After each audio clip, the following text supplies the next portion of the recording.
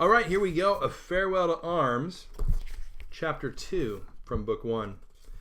The next year, there were many victories. The mountain that was beyond the valley and the hillside where the chestnut forest grew was captured, and there were victories beyond the plain on the plateau to the south, and we crossed the river in August and lived in a house in Gorizia that had a fountain and many thick shady trees and a walled garden, and a wisteria vine purple on the side of the house.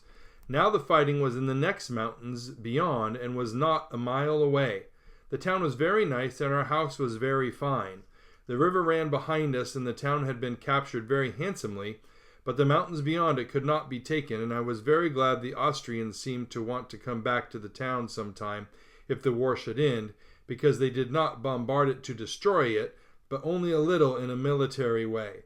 People lived on in it, and there were hospitals and cafes and artillery up side streets with 2 body houses, one for troops and one for officers, and with the end of the summer, the cool nights, the fighting in the mountains beyond the town, the shell-marked iron of the railway bridge, the smashed tunnel by the river where the fighting had been, the trees around the square, and the long avenue of trees that led to the square, these, with there being girls in the town, the king passing in his motor car, sometimes now seeing his face, and a little long-necked body and gray beard like a goat's chin tuft, all these with the sudden interiors of houses that had lost a wall through shelling, with plaster and rubble in their gardens, and sometimes in the street, and the whole thing going well on the Carso made the fall very different from the last fall when we'd been in the country.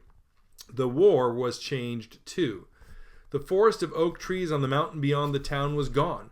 The forest had been green in the summer when we had come into the town, but now there were the stumps and the broken trunks, and the ground tore up, and one day at the end of the fall, when I was out there, the oak forest had been, I saw a cloud coming over the mountain.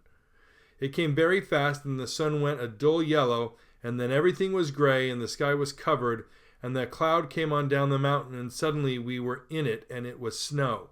The snow slanted across the wind, the bare ground was covered, the stumps of trees projected, there was snow on the guns, and there were paths in the snow going back to the latrines behind trenches. Later, below in the town, I watched the snow falling, looking out of the window of the body house, the house for officers, where I sat with a friend and 2 glasses drinking a bottle of Asti, and, looking out at the snow falling slowly and heavily, we knew it was all over for that year. Up the river the mountains had not been taken. None of the mountains beyond the river had been taken. That was all left for next year. My friend saw the priest from our mess going by in the street, walking carefully in the slush, and pounded on the window to attract his attention. The priest looked up. He saw us and smiled. My friend motioned for him to come in. The priest shook his head and went on.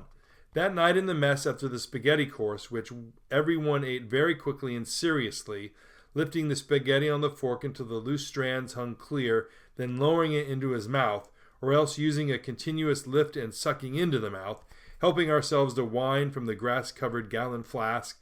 It swung in a metal cradle, and you pulled the neck of the flask down with the forefinger, and the wine, clear, red, tannic, and lovely, poured out into the glass and held with the same hand.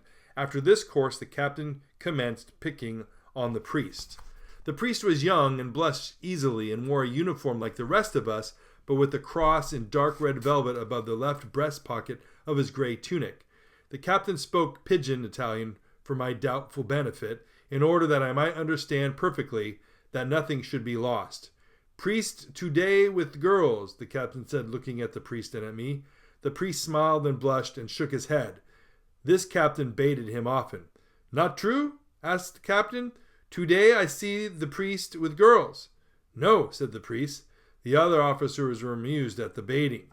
"Priest not with girls," went on the captain. "Priest never with girls," he explained to me. He took my glass and filled it, looking at my eyes all the time, but not losing sight of the priest. "Priest every night 5 against 1. Everyone at the table laughed. "You understand? Priest every night 5 against 1. He made a gesture and laughed loudly. The priest accepted it as a joke. "The Pope wants the Austrians to win the war," the major said. "He loves Franz Joseph. That's where the money comes from. I am an atheist."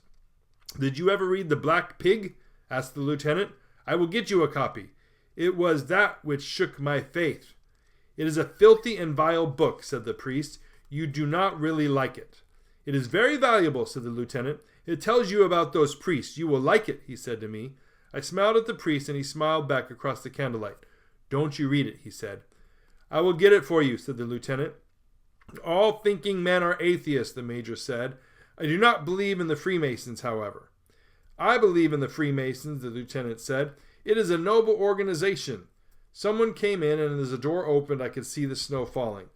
There will be no more offensive now that the snow has come, I said. Certainly not, said the major. You should go on leave. You should go to Rome, Naples, Sicily. He should visit Amalfi, said the lieutenant. I will write you cards to my family in Amalfi. They will love you like a son. He should go to Palermo. He ought to go to Capri. I would like you to see Abruzzi and visit my family at Capricotta, said the priest. Listen to him talk about the Abruzzi. There is more snow there than here. He doesn't want to see peasants. Let him go to centers of culture and civilization. He should have fine girls. I will give you the addresses of places in Naples. Beautiful young girls, accompanied by their mothers. Ha, ha, ha! He looked at the priest and shouted, Every night, priest, 5 against 1. They all laughed again. You must go on leave at once, the major said. I would like to go with you and show you things, the lieutenant said. When you come back, bring a phonograph. Bring good opera discs. Bring Caruso. Don't bring Caruso, he bellows. Don't you wish you could bellow like him? He bellows. I say he bellows. I would like you to go to Abruzzi, the priest said. The others were shouting. There is good hunting. You would like the people, and though it is cold, it is clear and dry. You could stay with my family. My father is a famous hunter. Come on, said the captain. We go whorehouse before it shuts. Good night, I said to the priest. Good night, he said. Well, thanks for reading along. Here is the rest of the playlist for A Farewell to Arms. Here's one example of some of the other literature style videos that we do, but please check the list of playlists that we have on a bunch of different books for English. And then here's something for fun, because you know what? You got to have some fun, so check it out. We'll see you next time. Please like, share, subscribe, all the things. It's appreciated.